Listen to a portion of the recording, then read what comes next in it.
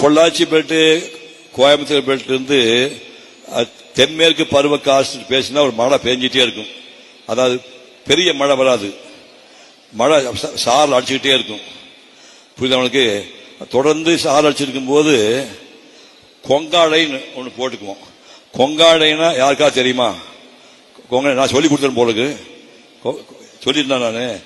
கொங்காடைன்னு என்ன சொல்லுங்க பாப்பேன். சாக்கு இருக்கு இல்லையா, இந்த சாக்கு பைய காலி சாக்கு இருக்குல்ல, சாக்கு வந்து தலைகளை தொங்கிட்டு இந்த பக்கம் மேல் பக்கம் முடிச்சிருக்கு, சாக்கு தலைகளா இருக்குது. இந்த முடிச்சிருக்கிற முனை இருக்கு இல்லையா, இந்த பக்கம் முனையில அந்த சாக்கு ரெண்டா மடிச்சு இது உள்ள சொருகிடணும். உள்ள சொருகிட்டா இப்படி கிடைக்கும். இதை போட்டு தொங்கிட்டு இதுக்கு பேர் கொங்காடைன்னு பேரு. இந்த கொங்காடை எல்லாம் நாங்க மழைக்கு போட்டுக்குவோம். அப்புறம் தொடர்ந்து உழுகுதான்னு பேரு கொசு துளின்னு பேரு. மழைக்கு பேரு கொசு துளின்னு பேரு. மேமாசி தோத்தல்ங்கிறது மேமாசி தோத்தல சட்டா சட்டா சட்டா சடன் அடிக்கும். அது மேமாசி தோத்தல். சட்டடி இருக்குன்னு பெய்வாங்க. கல்மாரி மழை பாத்துக்கீங்க, யார் பாத்தீங்க? கல்மாரி மழை பெஞ்சா கல்மாரின்னு கேள்விப்பட்டீங்கன்னா, கல்மாரினா ஆலங்கட்டி மழைன்னு சொல்லுவாங்க. எல்லாம் முடிக்கிறாங்க, பார்த்து முடிக்கிறாங்க. அதான் அந்த பாப்பா வச்சு சொல்ற கையாடுறா. கல்மாரி மழைன்னா ஐஸ் கட்டி மாதிரி மேல இருந்து மழை இருந்து கல் மாதிரி ஒழுகும். புரியுது அவனுக்கு? இது வந்து உழுந்து அப்ப கிராமப்புறங்கள் வந்து சேமை ஓடுதான் இருக்கும். அதெல்லாம் 80 வருஷம் முன்னாடி வருஷம் கட்டின ஊடு. அது என்ன ஆகும்னா அங்கங்க ஓட்டு சின்ன ஓட்டை விழுந்து பெருசா மழை பெய்யும்போது ஒழுகும், வீட்டுக்குள்ள ஒழுகும். வீட்டுக்குள்ள ஒழுகும். 80 வருஷம் 85 வயசு பழைய வீடா இருந்ததுன்னா வீட்டுக்குள்ள இப்பெல்லாம் தார்ஸ் கட்டணம் வந்துச்சு. அப்பெல்லாம் வெறும் ஓட்டு வீடு தானே. மூலமுறையா பார்த்தா சொட்டு சொட்டு சொட்டு, இங்க சொட்டு சொட்டு ஒழுங்கு, அங்க கொஞ்சம் ஒழுங்கு, இங்க கொஞ்சம் ஒழுங்கு போனா இங்க வட்டல் வைப்போம், அங்க போசி வைப்போம், அங்க சொம்ப வைப்போம், மானாச்சட்டி வைப்போம், டொக்கு டும்மு டக்கு டும்மு டக்கு சத்தம் இருக்கு. இப்படிலாம் மழையில ஒழுகிட்டு இருக்கு. அதுக்கப்புறம் மழை பயங்கரமா சட்டடி அடிக்கும் போது ஒரு மில்லர் ஒன்று வெட்டு. மின்னல் வெட்டுனா பட்டப்பகலமா ஆயிப்போம். எங்க ஊர்ல கரண்ட் எல்லாம் கிடையாது. நான் சொல்றது 70 வருஷம் முன்னாடி கரண்ட் எல்லாம் கிடையாது. நடு ராத்திரில பள்ளியில மின்னல் அடிச்சா பட்ட பகல மாதிரி ஊர் தெரியும். அடுத்த வினாடி ஒரு இடி இடிக்கும், தலையில் விழுந்த மாதிரி இருக்கு. அந்த இடி இடிச்ச உடனே எங்க அமைச்சு அம்மாவோட அமைச்சு சொல்லி கொடுப்பான், சொல்றான்னு பொங்க பத்தி புளிய பத்தி ஆத்த பத்தி அரச பத்தி அர்ச்சனா அர்ச்சனா. இது யார் சொல்லியிருக்கீங்க? பொங்க பத்தி புளிய பத்தி ஆத்த பத்தி அர்ச்சனா அர்ச்சனா சொல்றா. அப்பதான் சாமி தலையில அணுகொண்டு போடான்னு சொல்லி இப்படிதான் சின்ன வயசு சொல்ல வச்சு, அப்புறம் மழை உச்சத்துக்கு போனதுக்கு அப்புறம் வீட்டுக்குள்ள படுக்க இடம் இருக்காது. வெளியில வந்து நம்ம ஊர்ல போர்வை சொல்ல மாட்டோம், துப்புட்டுன்னு சொல்லுவோம். ஞாபகம் இருக்கா? போத்துக்கு பேர் துப்புட்டு, போர்வைலாம் சொல்ல மாட்டோம், அதுக்கு பேர் துப்புட்டுன்னு சொல்லுவோம். அந்த துப்புட்ட போத்தா கூட கால் நடுக்கமா இருக்கும். அப்ப என்ன பண்ணா சாக்கு போய் இருக்குல்ல, சாக்கு போய் கூட காலை விட்டுருவோம். காலை விட்டுட்டு தாவரத்தை படுத்து நல்ல சாக்கு போய் இடுப்பு போய் சாக்கு விட்டு போர்வை இருக்கு, அது மேல சாக்கு போய் காலை விட்டு தூங்குவோம்.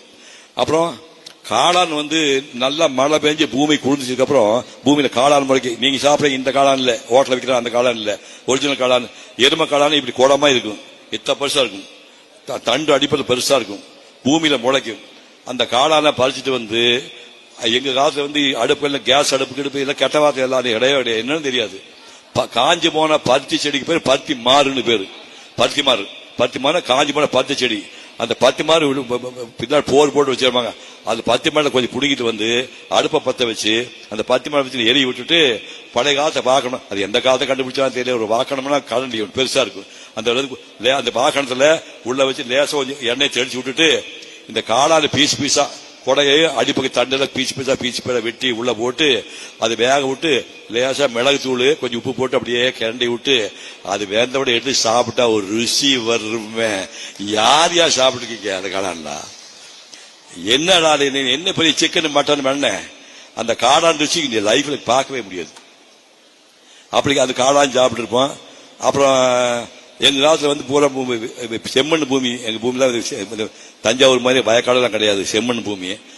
ஆடி மாசம் ஐப்பசி 2 மாசம் மழை வரும். அந்த மழை பெஞ்சு முடிஞ்சதுக்கு அப்புறமா வந்து ஏர் ஓட்டுவோம். ஏர் ஓட்டுவோம்ல குட்டை கலப்பை வாழ் கலப்பை தெரியுமா உங்களுக்கு? கலப்பையில குட்டை கலப்பை வாழ் கலப்பைன்னா தெரியுமா? எல்லாம் சின்ன பசங்க ஒத்துமே தெரியாது. குட்டை கலப்பை வாழ் கலப்பைன்னா என்ன பண்ணி தொலைறது? நான் சொல்லி வாழ்கலப்பைங்கிறது ஆழமா இருக்கும், பூமி ஆழமா அவளுக்கு பேரு வாழ்கலப்பை. குட்டை கலப்பையில ஷார்ட்டா சும்மா ஒரு 5 இன்ச்சு 6 இன்ச்சு தான் கோடு போடும். அந்த கலப்பையில பூட்டி உழவு ஓட்டுவான். ஒரு 20 சுத்ததுக்கு அப்புறமா ஒரு 15 அடிக்கு இடையில இப்படி டீப்பா ஒரு கோடு இருக்கும். அந்த உழுத பூமி பாத்தீங்கன்னா டீப்பா ஒரு கோடு இருக்கும். அதுக்கு பேரு வெளார்த்தல்னு பேரு. அந்த வெளார்த்தல்னா அதுலதான் அந்த பாசி பயிர் தட்டை பயிர் நாங்க போடுவோம். அந்த டீப்பா குழிக்குள்ள அப்படியே உழும்போது போட்டுவோம். அதுலதான் பச்சை பயிர் தட்டை பயிர முளைக்கும். பச்சை பயிர் தட்டை பயிரெல்லாம் அடுத்த 2 மாசம் முளைச்ச உடனே பூமியில முளைச்ச பச்சை பயிர் தட்டை பயிர பச்சையா அந்த உரிச்சு சாப்பிடுங்க. எத்தனை பேர் இருக்கிறீங்க? அட பரவாயில்லடா, டேய் அடாடாடா தங்க குட்டியடா, பரவாயில்லையா? நீங்க பூமியிலிருந்து அப்படியே மிளச்சு வந்த அந்த பச்சை பயிர் அப்படியே உரிச்சு பச்சையா சாப்பிடுவோம். அதே மக்காச்சோளம் பூமியில வளர்ந்து மக்காச்சோளத்தை அப்படியே மேல் தோல் எடுத்துட்டு மஞ்சள் படேன்னு இருக்கு, வேகவெல்லாம் வைக்க மாட்டோம், அப்படியே பச்சை பாலெல்லாம் ஒழுகும், அதெல்லாம் சாப்பிடுவோம். புரியுது உங்களுக்கு? அப்புறம் கோவை பழம் கேள்விப்பட்டீங்கன்னா, கோவை பழம் சும்மா கதையில சொல்லக்கூடாது. கோவை பழம் எப்படி சொல்லு பார்ப்போம், கெட்டியாரமே சொல்லுவாங்க. சும்மா சும்மா டயலாக் எல்லாம் கருணாதி எல்லாருக்கும் சினிமா கூடாது. கோவை பழம்னா நீங்க கடையில் விற்கிறீங்க கோவக்காய், கோவக்காய் கடையில் வாங்கி சாப்பிட்டீங்கன்னா பொரியலுக்கு இந்த கோவக்காய் இல்லது, அது ஒரிஜினலா சொடியில வருது. அதே ஷேப்பு தான் இருக்கும். கீழ்பக்கம் நல்ல ரத்த சிவப்பா இருக்கும், மேல வராத கொஞ்சம் ஆரஞ்சு கலரு, அப்புறம் மஞ்சள், அப்புறம் மேல் டாப்ல மட்டும் பச்சையா இருக்கும். புரிஞ்சுட்டீங்களா? மேல் பக்கம் ஒரு கால் பகுதி பச்சையா இருக்கும், அப்புறம் மஞ்சளா இருக்கும், அப்புறம் ஆரஞ்சு கலர் கீழே செக்கச்சவேன்னு இருக்கும். அந்த செக்கைய கடிச்சாத்தான் அது கோவம் ருசி. யாரா கடிச்ச சொல்லுங்கப்பா, ஒருத்தனாவது அடாடா புல்ல வைக்கிற மகனே எல்லாருக்கும் முத்தம் கொடுக்கறாடே, அதை கடிச்சிருக்க இந்த ஆளுமா சாப்பிட்டு புல்ல வைக்கிறப்பா. ஆமா அதேதான், அதுதான். அது என்ன ஆகி போகு, அதேதான். விடியும் போது கொஞ்சம் பழுக்கிச்சு விட்டோம்னா ஓனானுக்கு பேர் தமிழ்ல நம்ம ஊர் பேர் உடக்காயின்னு சொல்லுவாங்க. உடக்காயின்னு தெரியுதா? ஓனானுக்கு பேர் உடக்காய். இது என்ன பண்ணிட்டு நம்ம ஒரு நாளைக்கு விடிய காலத்து பழுத்துட்டு சாப்பிடலான்னு நம்ம போனோம்னா காலைல பார்த்தா அது கூட பழுத்துறது இல்ல, அது அந்த ஏரியா மட்டும் சாப்பிட்டுட்டு மயிலே போய் படுத்துட்டு இருக்கு. அந்த கொடியில படுத்து பயங்கர கடுப்பு. இது நமக்கு இடது கை பழக்கம். சொன்னாங்க ஒரே அடி ஒரு கல்லு ஓனான். இப்படி எல்லாம் கிராமப்புற வாழ்க்கையில வாழ்ந்துட்டு அப்புறம் மாடு கண்ணு போட்டு பாத்துக்கீங்களா? அது கெட்ட வார்த்தை கிடையாது. மாடு பிரசவம் பண்ண பாத்துக்கீங்களா? மாடு கண்ணு போடலாம். நான் எனக்கு 7-10 வயசுல பாத்துருக்கேன். நடு ராத்திரியில மாடு பயங்கரமா கத்து. எங்க அம்மா டார்ச் லைட் தூக்கிட்டு போவாங்க. போனா மாடு இந்த பக்கம் அந்த பக்கமா அப்படியே தடுமாறு, கொஞ்ச நேரம் தடமாறும். அப்புறம் படுத்து முக்கின உடனே பிறப்பு உறுப்பு வழியாக பொலேன்னு ஒரு பாலித்தீன் பை கொண்டு வந்து கருப்பை கொடுக்கும். பிறப்பு உறுப்பு வழியாக பொலேன்னு ஒண்ணு இந்த சைஸ்ல ஒண்ணு வெளியே பாலித்தீன் பை கொண்டு உழுகும். உளுந்த 2வது ஒரு நிமிஷம் கூட அந்த பாத்தியமே உடஞ்சிடும். உடஞ்சுனா தண்ணி எல்லாம் வெளியில போயிடும். தண்ணி வெளியே போன உடனே கரேன்னு ஒண்ணு ஈரமா இருக்கும். உடனே மாடு என்ன பண்ணி எழுந்து அந்த உடம்ப நக்கும். சும்மா ஒரு 5 நிமிஷத்துக்குள்ள அந்த ஈரமாக பத்தியா நக்கி நக்கி நக்கி நக்கி அந்த முடியெல்லாம் பழிச்சு ஈரமா அந்த பகுதியை நக்கி விட்டு ரெடி ஆயிடும். அது என்ன கடவுளுடைய அற்புதம் நினைச்சு பாருங்க. அதான் கண்ணு போட்டு 5 நிமிஷம் ஆகலையா, காலு குழாம்பெல்லாம் இந்த கலர் இருக்கு பாத்தீங்கன்னா, கண்ணு போட்ட காலுக்கு குழாம்பு இந்த மாதிரி மஞ்சளா இருக்கும். அப்புறம் தான் தேஞ்சு போகும் போது மஞ்சளா இருக்கும். இந்த குழாம்புல கண்ணு போட்ட 3 நிமிஷத்துக்குள்ளாது எழுந்திருக்கிற முயற்சி பண்ணு, பொத்துன்னு விழுந்துரும். அப்புறம் இப்படி நிக்க பொத்துன்னு விழுந்துரும். 2 காலுக்கு விழுந்துருக்கு, நீட்டி விழுந்துரும்.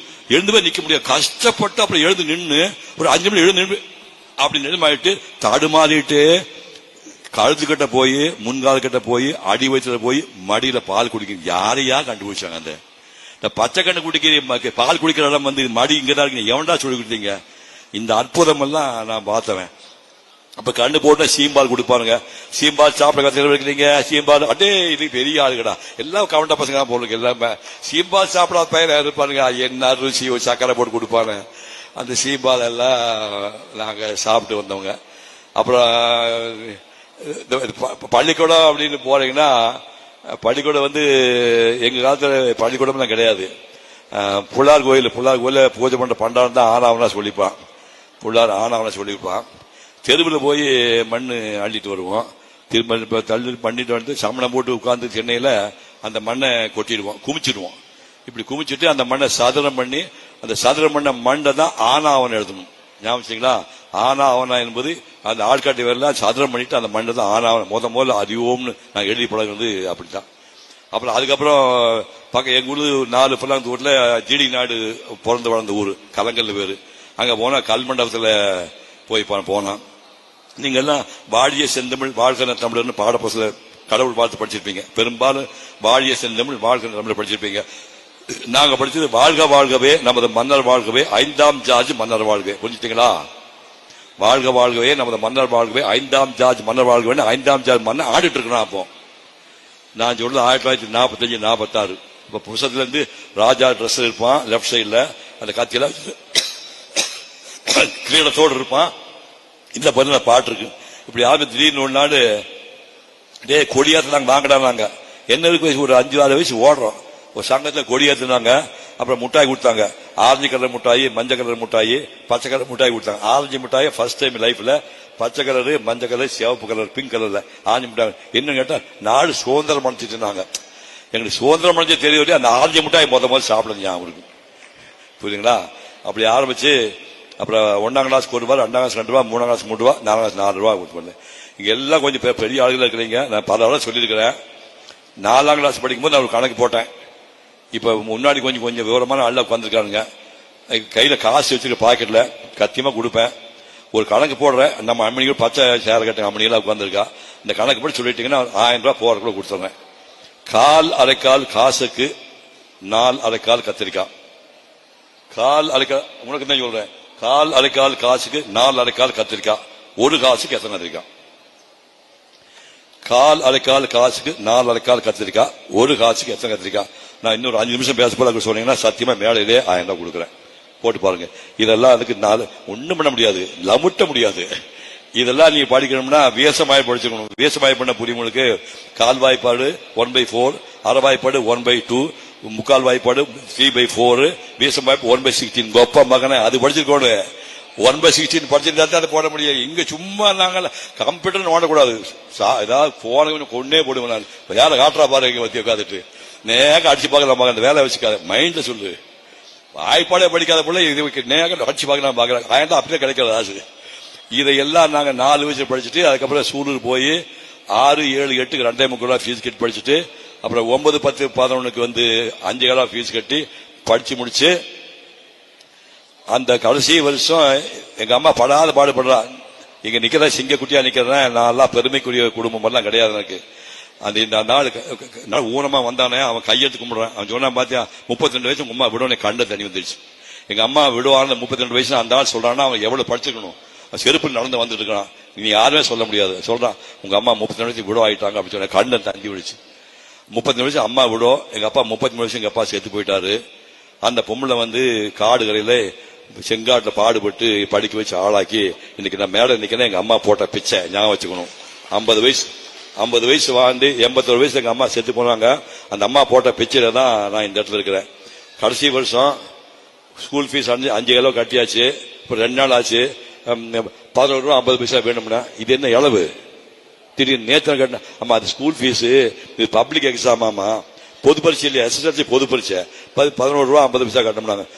சாவடிக்கா விட மாட்டேன் அப்படின்னு இருக்கிற காசை போலைக்கு போட்டு சோளத்தட்டு வெட்டிட்டு இருக்காங்கடா. கூலிக்காரங்க நான் காசு கொடுப்பேனா, உனக்கு காசு கொடுப்பேனா, உக்கிர வாங்குறேன் அப்படின்னு வேற வழி இல்லாம அந்த 11 ரூபா 50 பைசா கொடுத்துட்டாங்க.